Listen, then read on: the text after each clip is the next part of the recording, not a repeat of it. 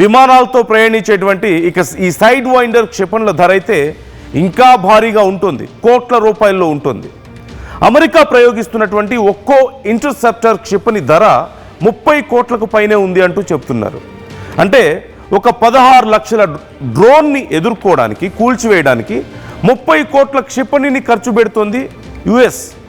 మరోవైపు ఇజ్రాయెల్ పరిస్థితి ఇలాగే ఉంది. ఇదే ఇప్పుడు యుద్ధంలో చాలా ఇంట్రెస్టింగ్ అండ్ ఫినాన్షియల్ టెన్షన్ పాయింట్ని రైజ్ చేస్తోంది.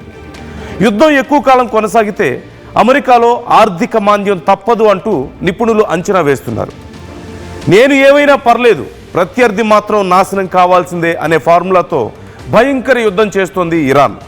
ఇప్పటికే గల్ఫ్లో కొన్ని దేశాల్లో ఆర్థిక నిల్వలు తగ్గిపోతున్నాయి. తక్కువ ఖర్చుతో యుద్ధం చేస్తూ ఓవైపు ఇరాన్ యుద్ధాన్ని కొనసాగించగలుగుతోంది, చాలా టాక్టికల్గా మూవ్ అవుతోంది.